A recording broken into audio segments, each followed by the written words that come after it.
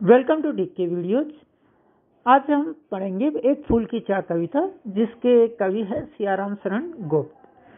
तो कवि ने इस कविता के माध्यम से मुख्य संदेश ये दिया है कि हमें समाज में जो भेदभाव की भावना रखते हैं निम्न जाति उच्च जाति के बीच, वो बिल्कुल गलत है। तो कविता में कवि ने बहुत भावपूर्ण रूप से इस कथा को बताया है। तो आइए देखते हैं। उद्वेलित कर अश्रु राशियां हृदय चिताए धधकाकर महामारी प्रचंड हो फैल रही है इधर उधर। क्षीण कंठ मर्त बतसाओं का करुण रुदन दुर्दांत नितांत भरे हुए था नीच क्रस राव में आहाकार अपार अशांत। तो आइए इसका भाव देखते हैं अपन। कवि ने इस कविता के माध्यम से, इन पंक्तियों के माध्यम से समाज में जो महामारी फैल रखी थी उस समय, यानी कि उस समय जो उस गांव में महामारी फैल रही थी उसके बारे में बताया। जैसे अभी कोरोना की बीमारी फैल रही है चारों ओर, लगभग इसी तरह की ये महामारी थी। इस महामारी की चपेट में ना जाने कितने मासूम बच्चे आ चुके थे। जिन माताओं के अपने बच्चों को इस महामारी के कारण खोया था, उनके आंसू रुक ही नहीं रहे थे। रोते रोते उनकी आवाज कमजोर पड़ चुकी थी, पर उस कमजोर पड़ चुके करुणा से भरे स्वर में भी अपार अशांति सुनाई दे रही थी। यानी एक तरह से पूरे गांव का माहौल बिल्कुल अशांत था। सभी लोग परेशान थे। सब लोगों के अपने बच्चों की चिंता थी, क्योंकि ये महामारी बच्चों में विशेष रूप से हो रही थी और इसके कारण से यानी कि बहुत से बच्चे खत्म हो चुके थे, इसलिए उनकी माताएं बहुत दुखी थी। तो इस प्रकार से उन्होंने सबसे पहले अपनी पहली इस पंक्ति में वहां की स्थिति का वर्णन करा। अब चलिए आगे देखते हैं। इसमें बहुत रोकता था सुखिया को न जा खेलने को बाहर, नहीं खेलना रुकता उसका, नहीं ठहरती वह पल भर। मेरा हृदय कांप उड़ता था बाहर गई निहारों से, यही मनाता था कि बचा लूं किसी भांति इस बारों से। यानी अब इसमें एक सुखिया की कहानी बताई जा रही है कि एक सुखिया नाम का आदमी था, उसकी एक लड़की थी छोटी, तो वो हमेशा बाहर खेलती रहती थी। तो पिता द्वारा अपनी पुत्री को इस महामारी से बचाने के लिए बहुत से प्रयास किए गए, यानी कि वो अपने बच्ची को बाहर जाने से खेलने के लिए रोकता था कि वो बाहर नहीं जाए। लेकिन पिता के हर बार मना करने पर भी जो उसकी पुत्री थी, जो सुखिया, बाहर खेलने चली जाती थी। जब भी पिता सुखिया को बाहर खेलते हुए देखता तो डर से उसका हृदय कांप उठता था। वह सोचता था कि किसी भी तरह वह इस बार अपनी पुत्री को इस महामारी से बचा ले। यानी कि महामारी के कारण बच्चे खत्म हो रहे थे, तो सुखिया भी बाहर खेलने के लिए जाती थी। तो उसके पिता को ये हमेशा डर सताता रहता था कि कहीं ये महामारी की चपेट में नहीं आ जाए। लेकिन छोटी बच्ची थी वो, तो वो मानती नहीं थी, हर बार वो बाहर चली जाती थी। तो पिता को यही डर था कि कहीं ये महामारी की चपेट में ना आ जाए, इसलिए वो उसको बार बार रोकता टोकता, लेकिन फिर भी सुखिया बाहर चली जाती। तो इस तरह से उन्होंने इसमें एक बच्चे की जो भावना है उसको व्यक्त किया है कि बच्चों को चाहे महामारी हो या कुछ भी हो, उनको उससे कोई फर्क नहीं पड़ता है। उनका स्वभाव होता है बाहर जाके खेलना, इसलिए वो भी बाहर जाके खेलने लग गई। चलिए अब आगे बढ़ते अपन। नेक्स्ट, भीतर जो राह छिपाए हाय वही बाहर आया, एक दिवस सुखिया के तनु को ताक तख्त मैंने पाया। जौहर में विहल हो बोली वह, क्या जानो किस डर से डर, मुझको देवी के प्रसाद का एक फूली दो लाख कर। अब यहाँ पर यानी कि जो डर सुखिया के पिता को सता रहा था कि उसकी बच्ची महामारी की चपेट में ना आ जाए, तो वही डर यहाँ पर अब साकार रूप ले रहा है। तो इन पंक्तियों में कवि बता रहे हैं कि आखिरकार पिता को जिस बात का डर था वही हुआ। सुखिया एक दिन बुखार से बुरी तरह तड़प रही थी, उसका शरीर आग की तरह जल रहा था। इस बुखार से विचलित होकर सुखिया बोल रही थी कि वह किस बात से डरे और किस बात से नहीं, यानी उसको कुछ समझ में नहीं आ रहा था। बुखार से तड़पते हुए स्वर में वह अपने पिता से देवी माँ के प्रसाद का एक फूल उससे लाकर देने के लिए बोलती है। यानी कि अब जो आशंका थी वो साकार हो चुकी थी। उसकी बच्ची का शरीर बुरी तरह से बुखार से तप रहा था और अब सुकिया को कुछ समझ में नहीं आ रहा था कि वो क्या करे, किस बात से डरे, किससे नहीं डरे। और बुखार से तड़पते हुए केवल वो एक ही डिमांड कर रही थी अपने पापा से कि जो देवी माँ है वहाँ जाके और प्रसाद के रूप में देवी माँ का एक फूल लाके उसको दे दे। तो यहाँ पर यानी कि जो सुखिया की यह भावना बताई गई है कि यानी कि इतनी बीमारी में उसको देवी माँ का स्मरण हो आया और वहाँ का जो प्रसाद रूपी फूल है उसको लेने की उसकी तड़प बढ़ गई। तो इस तरह से यानी कि यहाँ पर बताया गया है कि जब बीमार हो जाते हैं कोई भी इंसान तो उसको ईश्वर सबसे पहले याद आता है। तो ऐसे ही सुकिया के साथ हुआ। चलिए आगे बढ़ते अपन।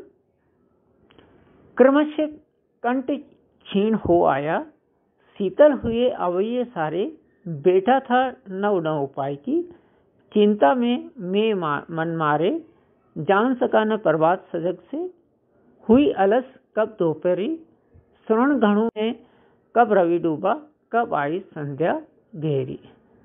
तो यहाँ कंठ का मतलब गला, क्षीण का मतलब दुर्बल होना, शिथिल मतलब कमजोर हो जाना, क्षीण का मतलब धीरे धीरे कमजोर होना और शिथिल मतलब कमजोर। और चिंता यानी कि चिंता ही होता है, भय किसी बात के लिए। प्रभात मतलब सुबह का समय। और घन यानी कि बादल, रवि यानी सूर्य। तो देखिए अब इसका भावार्थ अपन देखते हैं कि तेज बुखार के कारण सुकिया का गला सूख गया था। उसमें कुछ बोलने की शक्ति नहीं बची थी। उसके सारे अंग ढीले पड़ चुके थे। ढीले पड़ने का मतलब कि अब उसमें कुछ काम करने की, कुछ इधर उधर चलने की हिम्मत नहीं बची थी। यानी कि इतनी कमजोर हो चुकी थी बुखार से। वहीं दूसरी ओर सुकिया के पिता ने तरह तरह के उपाय करके देख लिए थे, लेकिन कोई भी काम नहीं आया था। यानी कि उसके पिता, जो हर पिता अपने बच्चों के लिए करते, यानी कि अपनी बच्ची का इलाज करने के लिए उन्होंने बहुत से उपाय करे, लेकिन किसी भी उपाय से वो ठीक नहीं हो रही थी। इसी वजह से वह गहरी चिंता में मन मार के बैठा था। वह बेचैनी में हर पल यही सोच रहा था कि कहीं से भी ढूंढ के अपनी बेटी का इलाज ले आए। यानी अब उसको समझ में नहीं आ रहा था कि क्या करे, कहाँ से वो इलाज कराए, क्योंकि ये महामारी थी तो इसका कोई इलाज उस समय था नहीं। इसी चिंता में कब सुबह से दोपहर हुई, कब दोपहर खत्म हुई और निराशाजनक शाम आई, उसे पता ही नहीं चला। यानी कोई टेंशन में रहता है तो कोई पता ही नहीं पड़ता है कि समय कब निकल जाए। नेक्स्ट आगे अपन बढ़ते हैं। सभी ओर दिखलाई दी बस अंधकार की ही छाया, छोटी सी बच्ची को ग्रसने कितना बड़ा तिमिर आया।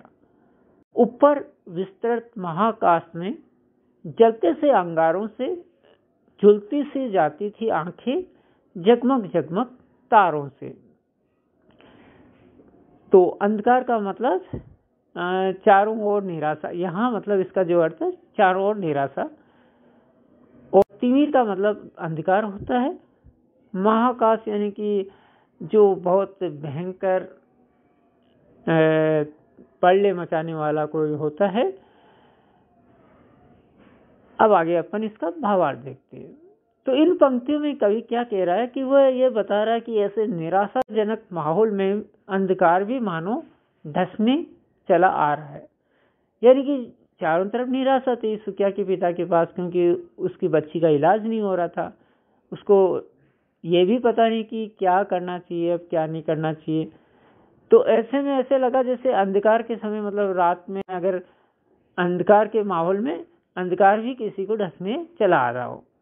तो पिता को ऐसा प्रतीत हो रहा था कि इस छोटी सी बच्ची के लिए पूरा अंधकार ही दैत्य बनकर चला आया है। यानी जैसे कोई राक्षस का रूप लेके आता है, वैसे अंधकार, ये मतलब महामारी रूपी अंधकार उसको बच्ची को लेने आ गया। पिता इस बात से हताश हो चुका था कि वह अपनी बेटी को बचाने के लिए कुछ भी नहीं कर पाया। इसी निराशा में संध्या के समय आकाश में जगमगाते तारे भी पिता को अंगारों की तरह लग रहे थे। यानी कि शाम के समय जब वातावरण शीतल हो जाता है, उस समय भी ऐसा लग रहा था उसको कि जैसे आसमान से अंगारे बरस रही हो, जिससे उनकी आंखें झुलस गई है। यानी कि दुखी था बच्ची की बीमारी के कारण, अब नहीं बचा पाने के कारण उसकी आंखें रो रही थी, इस कारण से उसको ये सब माहौल दिखाई दे रहा था। चलिए आगे नेक्स्ट अपन देखते हैं। देख रहा था जो सुतिर हो नहीं बैठती थी क्षण भर, हाय वह चुपचाप पड़ी थी अटल शांति सी धारण कर। सुनना वही चाहता था मैं, उसे स्वयं ही उकसाकर, मुझको देवी के प्रसाद का एक फूल ही दो लाकर। अब यहाँ पर यानी कि जो बच्ची की भावना और एक पिता की भावना दोनों को समझाया गया है। यानी कि पिता को यह देखकर बहुत कष्ट हो रहा था कि उसकी बेटी जो एक पल के लिए भी कभी शांति से नहीं बैठती थी और हमेशा उछल कूद मचाती रहती थी, आज चुपचाप बिना किसी हरकत के लेटी हुई है। यानी कि सुखिया इतनी चंचल थी कि वो मतलब हमेशा इधर उधर घूमती रहती थी, घर में मतलब शोर मचाती रहती थी, उछल कूद करती रहती थी। और जब वही बच्चा उसके सामने ऐसे बिल्कुल यानी कि निर्जर होकर बैठा तो उसके पिता पर क्या बीतती है वो यहाँ पर बताया गया है। वो यहाँ से वहाँ शोर मचाकर मानो पूरे घर में जान फूंक देती थी, लेकिन अब उसके चुपचाप हो जाने से पूरे घर की ऊर्जा समाप्त हो गई है। यानी कि जो बच्चे होते हैं जैसे घर में इधर उधर शोर मचाते रहते हैं, घूमते रहते हैं, शैतानी करते रहते हैं, तो उसमें क्या पूरे घर में एक माहौल सा रहता है ऊर्जा का। तो ऐसा लग रहा था जैसे वो ऊर्जा उस घर में समाप्त हो गई हो। पिता उसे बार बार उकसाकर यही सुनना चाह रहा है कि उसे देवी माँ के प्रसाद का एक फूल चाहिए। अब पिता ये चाहता था कि ये कैसे न कैसे तो बच्ची बोले, लेकिन उसके मुंह से, बच्ची के मुंह से केवल यही आवाज आती कि उसे देवी माँ का प्रसाद में एक फूल चाहिए। आगे देखते हैं अपन। ऊंचे शैल शिखर के ऊपर मंदिर था विस्तीर्ण विशाल, स्वर्ण कलश सर्षित विकसित थे, पाकर समुदित रवि कर जाल।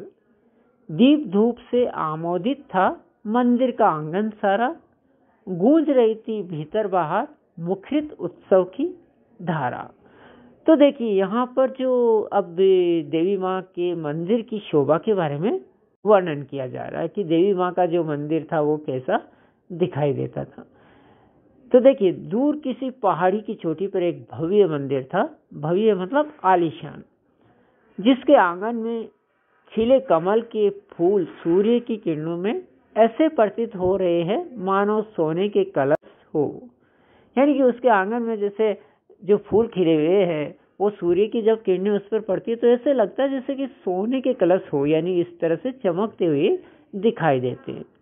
मंदिर पूरी तरह से दीपकों से सजा हुआ था और धूप से महक रहा था। यानी कि संध्या का समय था तो मंदिर में पूरी तरह मतलब दीपक जले हुए थे और धूप जो लगता है भगवान के, उससे पूरा महक रही थी आसपास की जो वायु। मंदिर में चारों ओर मंत्रों एवं घंटियों की आवाज गूंज रही थी और मंदिर में जो भक्त लोग मंत्र बोल रहे थे, घंटियां बजा रहे थे, वो चारों ओर गूंज रही थी। ऐसा प्रतीत हो रहा था मानो मंदिर में कोई उत्सव चल रहा हो। तो दूर से देखने से ऐसा मालूम पड़ रहा है जैसे वहां कोई बहुत बड़ा प्रोग्राम चल रहा हो। तो इस तरह से यहाँ पर कवि ने यहाँ उस मंदिर की शोभा के बारे में वर्णन किया है। चलिए आगे देखते हैं अपन। भक्ति वृंद मृदु मधुर कंठ से गाते थे समभक्ति मरद मुद में, पतित तारणी पाप हारनी माता तेरी जय जय, पतित तारणी तेरी जय जय। मेरे मुख से भी निकला बिना बड़े ही मैं आगे को, जाने किस बल से डिकला।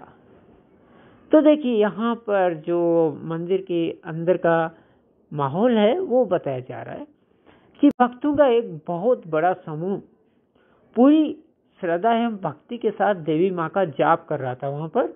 यानी कि बहुत सारे भक्त लोग थे और वो पूरी भक्ति के साथ देवी माँ का जाप कर रहे थे। सभी एक साथ एक स्वर में बोल रहे थे, पतित तारणी पाप हारिणी माता तेरी जे जे, यानी कि ये सभी एक स्वर में बोल रहे थे। अब इसका मतलब क्या होता है? पतित तारणी पाप हानि। पतित यानी कि जो निम्न जाति के लोग हैं उनको भी तारने वाली, यानी कि उनका भी उपकार करने वाले, यानी उनको भी आगे बढ़ाने वाली। पाप हारनी यानी कि पापों को नष्ट करने वाली माता तेरी जे जे। तो आप ध्यान से इस पंक्ति का अर्थ देखिए, क्योंकि इस पंक्ति के अर्थ पर ही आगे ये टिका हुआ है जो कविता है। यह सुनकर ना जाने उस अभागे पिता के अंदर भी कहां से ऊर्जा आ गई और उसके मुख से भी निकल पड़ा पतित तारणी तेरी जय जय। वह बिना किसी प्रयास के अपने आप ही मंदिर के अंदर चला गया, मानो उसे किसी शक्ति ने मंदिर के अंदर धकेल दिया हो। तो अब यहाँ पर यानी कि जो ऐसी भजन या मंत्र बोलने की आवाज आ रही थी तो उसका शरीर भी अपने आप अंदर जाने लगा, यानी कि जैसे कोई पीछे से धक्का दे रहा हो या कोई देवी शक्ति उसको मंदिर में आने के लिए प्रेरित कर रही हो। तो इस तरह से वो भी मंदिर के अंदर प्रवेश कर गया। देखिए आगे, मेरे दीप फूल लेकर के अम्बा को अर्पित करके दिया पुजारी ने प्रसाद, जब आगे को अंजलि भर के भूल गया उसका लेना झट, परम लाभ सा पाकर में सोचा बेटी को माँ के ये पुण्य पुष्प दूं जाकर में। तो इन पंक्तियों में कवि ये कह रहे हैं कि मंदिर में प्रवेश करने पर पिता पुजारी के पास गया और वहां जाकर अपने हाथों में जो पुष्प लाए थे वो पुष्प और दीप पुजारी को दे देता है। पुजारी उससे लेकर देवी माँ के चरणों में अर्पित करता है। पुजारी अपने हाथों में देवी माँ के प्रसाद को लेकर उससे देने के लिए हाथ आगे करता है, यानी कि यहाँ पर पहले सुकिया के पिता ने दीप और पुष्प पुजारी को दिए, पुजारी ने उसको देवी माँ के चढ़ाया और देवी माँ के चढ़ाने के बाद में जो प्रसाद होता है उसको वापस देने के लिए अपना हाथ बढ़ाया। पुजारी अपने हाथों में देवी माँ के प्रसाद को लेकर उसे देने के लिए आगे करता है। पिता इस आनंद में प्रसाद लेना भूल ही जाता है और अब वह अपनी पुत्री को देवी माँ के प्रसाद का फूल दे पाएगा। यानी कि इतना जो सुखिया के पिता थे वो इस आनंद से इतने आत्मविभोर हो गए कि जो पुजारी ने हाथ बढ़ाया था प्रसाद लेने का तो झट से उसको लेना ही भूल गए और वो इसी सोच में थे कि इतना बड़ा मतलब उन्होंने कोई उपलब्धि पा ली हो कि वो अपनी पुत्री को जाकर देवी माँ का ये फूल देंगे, इसी सोच में वो डूब गए थे। आगे देखते हैं अपन, सिंहपोर तक भी आंगन से नहीं पहुंचने में पाया, सहसा यह सुन पड़ा कि कैसे यह छूत भीतर आया, पकड़ो देखो भाग न जावे, बना धूर्त यह क्या, साफ स्वच्छ परिधान किए है भले मानुषों के जैसा। सिंहपोर क्या होता है कि जो मंदिर का मेन मुख्य द्वार होता है। तो यानी अब देखिए इसका कि सुखिया का पिता अभी आंगन तक भी नहीं पहुंच पाया था कि अचानक पीछे से आवाज आई, यानी कि जो मंदिर की भगवान की यानी कि देवी की मूर्ति थी वहां से लेकर जो मुख्य गेट है वहां तक भी नहीं पहुंच पाया, आंगन में ही चल रहा था अभी कि अचानक पीछे से आवाज आने लग गई। लोग बोल रहे थे, अरे यह छूत मंदिर में कैसे घुस आया, पकड़ो इससे कहीं भाग ना जाए। यानी कि लोग पीछे से चिल्ला रहे थे कि अरे ये अछूत मंदिर में कैसे आ गया। अछूत का मतलब क्योंकि सुखिया के पिता निम्न जाति के थे इसलिए, तो पकड़ो इसे कहीं भाग ना जाए। किस तरह इसने मंदिर में घुसकर चालाकी की है, देखो कैसे साफ सुथरे कपड़े पहनकर हमारी नकल कर रहा है, पकड़ो इस धूर्त को कहीं भाग न जाए, यानी कि इस चालाक को। तो यानी कि लोग यानी कि उसको पकड़ के मारना चाहते थे, पीटना चाहते थे और वो सोच रहे थे कि सुखिया के पिता ने एक बहुत बड़ा अपराध कर दिया मंदिर में आके, और उनको लग रहा था कि ये मतलब जो साफ सुथरे कपड़े पहन के ये जानबूझकर इसलिए आया कि लोग उसको पहचाने नहीं, जबकि वास्तव में ऐसा कुछ नहीं था। सुखिया के पिता अपनी बच्ची के खातिर फूल लेना चाहते थे और इसी भावना से वो मंदिर में आए थे। चलिए आगे देखते हैं अपन। पापी ने मंदिर में घुसकर किया अनर्थ बड़ा भारी, कलुषित कर दी मंदिर की चीरकालिक सुचिता था सारी। एक क्या मेरा कलुष बड़ा है देवी की गरिमा से भी, किसी बात में हूं मैं आगे माता की महिमा के भी। अब यहाँ पर देखिए कवि ने एक बहुत बड़ा प्रश्न लगाया, जो ऐसे सोच रखते हैं कि मतलब अछूत लोग मंदिर नहीं जा सकते, देवी माँ का अपमान हो जाएगा या ईश्वर का अपमान हो जाएगा। उनके दिमाग में जो ऐसा चलता है उसके लिए कवि ने यह पंक्ति लिखी थी। तो अर्थ देखते हैं अपन। फिर भीड़ से आवाज आई कि इस पापी ने मंदिर में घुसकर बड़ा अनर्थ किया है। यानी कि लोग कह रहे थे कि ये बहुत बड़ा अनर्थ कर दिया, मंदिर की सालों साल की गरिमा पवित्रता को इसने नष्ट कर दिया। सब मिलकर चिल्लाने लगे, यानी कि लग जाते कि इस पापी ने मंदिर में घुसकर मंदिर को दूषित कर दिया है। तो ये सब लोग बोल रहे थे। तो ये सब सुखिया का पिता जब सुना तो वो यह सोचने पर विवश हो गया कि क्या मेरा अछूतापन, यानी कि उसका अछूतपन देवी माँ की महिमा से भी बड़ा है। यानी कि क्या मैं इतना अछूत हूं कि देवी को भी अछूत कर सकता हूं, जबकि वो तो सर्वशक्तिमान है। क्या मेरे इस अछूतेपन यानी कि अछूतपन में देवी माँ से भी ज्यादा शक्ति है, जिसने माँ के रहते हुए भी इस पूरे मंदिर को अशुद्ध कर दिया। यानी उस बात में यह आ रहा था कि लोग मेरे को अपवित्र मान के, अछूत मान के ये कह रहे कि पूरे मंदिर को अपवित्र कर दिया, अशुद्ध कर दिया। तो क्या मेरे में इतना ज्यादा पावर है कि मैं मतलब देवी से भी ज्यादा पावरफुल हो गया कि मंदिर को अछूत कर दिया। अब आप एक बार वापस से जो हम पहले बताया था कि उस पंक्ति को ध्यान से देखिए। तो उस पंक्ति का भावार्थ अब यहाँ आपको समझ में आ रहा होगा कि उसमें था कि पतित पावनी, यानी कि जो अछूतों का उद्धार करने वाली, लोगों के पापों को नष्ट करने वाली देवी का रूप, इसका मंत्र बोल रहे थे सब। और अब यहाँ पर उल्टा कर रहे थे भक्त। यानी कि यहाँ कवि ये कहना चाह रहा है कि लोगों की कथनी और करने में कितना अंतर होता है। मंत्र में वो ये कह रहे कि मतलब अछूतों को भी उद्धार करने वाली, और यहाँ अछूतों को भगाया जा रहा है। आगे देखते हैं अपन। माँ के भक्त हुए तुम कैसे करके ये विचार खोटा, माँ के सम्मुख ही माँ का तुम गौरव करते हो छोटा। कुछ न सुना भक्तों ने, झट से मुझे घेर कर पकड़ लिया, मार मार कर मुख के घूंसे धम से नीचे गिरा दिया। देखिए इसका भावार्थ। सुखिया के पिता ने भीड़ से कहा कि तुम माँ के कैसे भक्त हो, जो खुद माँ के गौरव को मेरी तुलना में छोटा कर दिए दे रहे हो। यानी कि सुखिया के पिता ने ये कहा कि एक तरफ तो देवी माँ इतनी शक्तिशाली महान, और तुम कह रहे हो कि मैंने देवी माँ को अपवित्र कर दिया। यानी कि एक तरह से तुम देवी माँ को मेरे से छोटा कर रहे हो। कैसे भक्त हो तुम, माँ की महिमा को खत्म कर रहे हो। अरे माँ के सामने तो छूत अछूत सभी एक समान है। परंतु सुखिया के पिता की इन बातों को किसी ने नहीं सुना, और भीड़ ने उसे पकड़कर खूब मारा, फिर मारते हुए उसे जमीन पर गिरा दिया। तो यानी कि उसने सही प्रश्न उठाया था, सही कहा था सुखिया के पिता ने कि एक तरफ तो तुम कहते हो कि माँ छूत अछूत सबको, यानी कि माँ के लिए बराबर है, सबको वो उद्धार करती है, और दूसरी तरफ तुम माँ के सामने ही मतलब ऐसी भावना रखते हो। एक तरफ कहते हो कि माँ सर्वशक्तिमान है, यानी कि सब कुछ कर सकती है, दूसरा कह रहे हो कि एक छोटे से मेरे जैसे व्यक्ति से पूरा अपवित्र हो जाएगी माँ। तो ये कैसा कर रहे हो तुम, यानी कि एक तरह से देवी माँ का अपमान कर रहे हो। लेकिन उसकी सुनने वाला कौन था, वहां सब एक ही विचार वाले लोग बैठे थे। चलिए आगे देखते हैं अपन।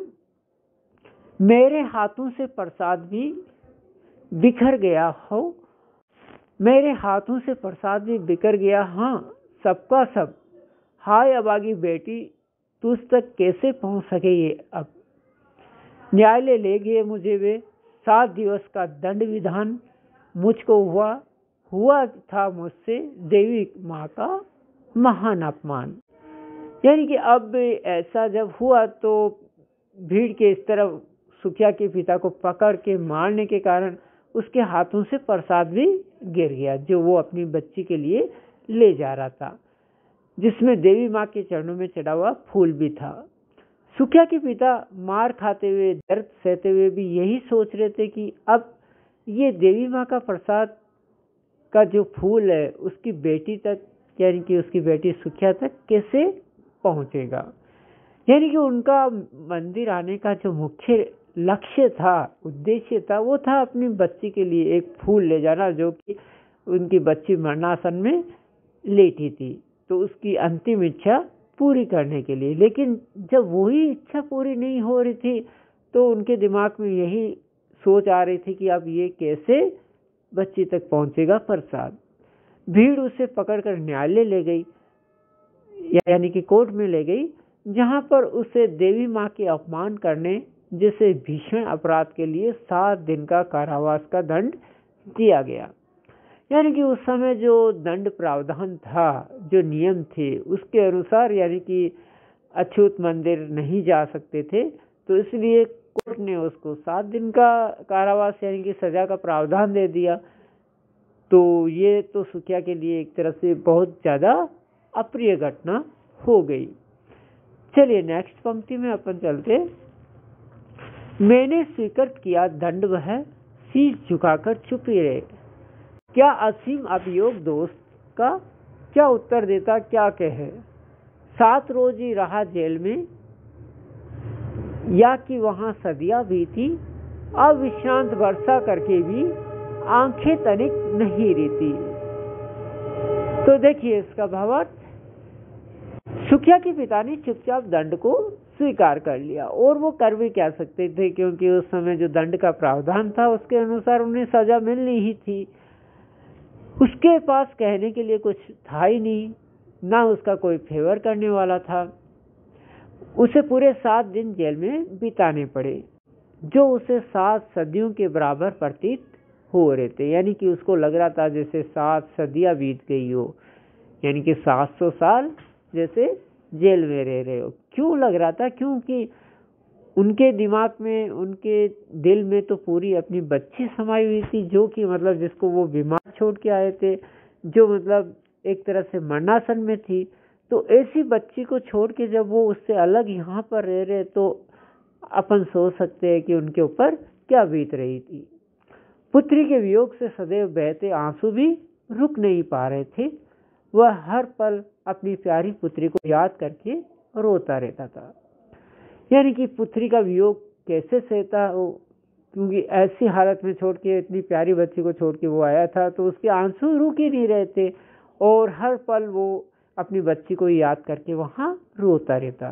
तो इस तरह से ये 7 दिन उसने जेल में बिताए। नेक्स्ट आगे अपन चलते हैं। दंड भोगकर जब मैं छूटा, पेड़ न उठते थे घर को, पीछे ठेल रहा था कोई भय जर्जर तनु पंजर को। पहल किसी लेने मुझको, नहीं दौड़कर आई वह, हुई खेल में ही हाँ, अब की दी न दिखाई वह। तो अब यहाँ देखिए जो पिता के हृदय की जो वेदना है, जो मतलब वो यहाँ पर प्रकट हो रही है। जेल से छूटकर वह भय के कारण घर नहीं जा पा रहा था, क्योंकि सुखिया के पिता को यह आशंका का डर सता रहा था कि कहीं उसकी बच्ची के साथ कुछ अनहोनी ना हो गई हो। इसलिए वो डरते डरते घर की तरफ बढ़ रहे थे। ऐसा प्रतीत हो रहा था कि उसके शरीर के अस्थि पंजर को मानो कोई उसके घर की ओर धकेल रहा हो, यानी कि उनमें चलने की हिम्मत नहीं हो रही थी आगे घर की ओर जाने की। तो ऐसा लग रहा था कोई जबरदस्ती उनको घर की ओर ले जा रहा हो।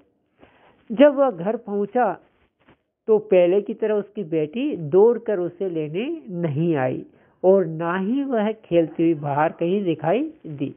यानी कि हर बार क्या होता था कि जैसे ही सुखिया घर पर आता काम करके शाम के समय, तो उसकी बच्ची झट से दौड़ के आती थी कि पापा ऐसे मतलब, और आके उनके गले लग जाती। तो ऐसा कुछ दिखाई दिया नहीं उसको, क्योंकि बच्ची तो आगे अपन देखेंगे कि उसके साथ क्या हुआ था। तो इस तरह से यानी कि उसके हृदय की भावना को यहाँ पर बताया गया है कि यानी कि कैसे वो जेल में रहे, कैसे जब वो रास्ते में आ रहे थे तो उनके मन में क्या विचार आ रहे थे, और घर पर जब वो आ गए तो उनको अपनी बच्ची को सामने नहीं पाकर कैसा लगा। अब चलते अपन अगली पंक्तियों में। उसे देखने मरघट को ही गया दौड़ता हुआ वहां, मेरे परिचित बंधु प्रथम ही फूंक चुके थे उसे जहां। बुझी पड़ी थी चीता वहां पर, छाती धधक उठी मेरी, हाय फूल सी कोमल बच्ची, हुई राखी सी ढेरी। तो देखिए यहाँ पर जो कविता का दुखद पहलू जो है, मतलब दुखद पंक्तियाँ यहाँ पर हमारे सामने आ रही है कि जब उसको घर पर अपनी बच्ची दिखाई नहीं दी, जब वह अपने घर पर अपनी बेटी को नहीं देख पाता है, उसको मन में आशंका होती है कि कहीं बच्ची को कुछ हो नहीं गया हो, तो इसलिए वह बेटी को देखने के लिए शमशान की ओर दौड़ पड़ता है, जहाँ पर कि यानी कि मरने के बाद में जलाते हैं। परंतु जब वह शमशान पहुँचता है तो उसके परिचित बंधु आदि संबंधी पहले ही उसकी पुत्री को अंतिम संस्कार कर चुके होते हैं। अब देखिए उस अभागे पिता की स्थिति को यहाँ बताया गया है कि वो आने में इतना उनको देरी हो गई थी कि मतलब उसकी बच्ची जो थी उसको उनके परिचितों ने पहले ही जला दिया था, यानी कि उसका अंतिम संस्कार कर दिया था। तो यानी कि अंतिम बार उसका चेहरा तक वो नहीं देख पाया। अब तो उसकी चिता भी बुझ चुकी थी। यह देखकर सुकिया के पिता की छाती धधक उठती है। उसकी फूलों की सी तरह कोमल सी बच्ची आज राख का ढेर बन चुकी थी। यानी ये सब देख के हम खुद कल्पना कर सकते हैं कि उनके पिता के दिल में क्या बीत रही होगी। यानी अपनी बच्ची को, यानी कि जो इतना प्यार करते थे अपनी बच्ची को, उसको छोड़ के पहले तो यानी कि बीमारी में छोड़ के ऐसी हालत में उनको जेल में जाना पड़ा, फिर 7 दिन वहाँ रहना पड़ा। फिर आने के बाद में जब घर पर उनकी बच्ची नहीं मिली तो शमशान घाट आए तो देखा कि उसका अंतिम संस्कार हो चुका, यानी कि वो अपनी बच्ची का अंतिम चेहरा तक नहीं देख पाए। तो ऐसा देख के यानी कि उनकी छाती धधक रही थी, यानी जल रही थी, जैसे कोई अंदर से जला रहा हो। चलिए अब अपन इस पाठ के अंतिम पड़ाव में चलते हैं, अंतिम कविता की पंक्ति इसमें। अंतिम बार गोद में बेटी तुझको ले न सका मैं, हाँ एक फूल माँ का प्रसाद भी तुझको दे न सका मैं, हाँ। तो यहाँ देखो अपनी उस यानी कि बेबस पिता की बेबसी का वर्णन किया गया है कि यानी कि वो सुकिया के पिता सोच रहे थे कि उनके मन में ये मलाल था, यानी कि मलाल का मतलब ये वेदना थी उनके मन में कि वह अपनी पुत्री की अंतिम इच्छा भी पूरी नहीं कर सके, न अंतिम बार उसको गोद में ले सके। और वो यानी कि अपने आप को इतना अभागा मान रहे थे कि उसकी अंतिम जो इच्छा थी, एक छोटी सी इच्छा थी कि माँ के मंदिर से एक प्रसाद में एक फूल लाकर देना, वो भी वो उसकी अंतिम इच्छा को पूरा नहीं कर पाए। तो ऐसा सब सोचकर सुकिया के पिता के मन में बहुत ज़्यादा वेदना आ रही थी। तो इस तरह कवि ने इस कविता के माध्यम से एक दुखी पिता मन की भावना को व्यक्त किया। तो कुल मिला के यहाँ पर जो कवि है उन्होंने इस कविता के माध्यम से यही हमें संदेश दिया है कि जो समाज में हम ऊंच नीच अछूत छूत की भावना का जो प्रसार करते हैं, यानी कि उस भावना के कारण से लोगों को अलग करते हैं, वो गलत है।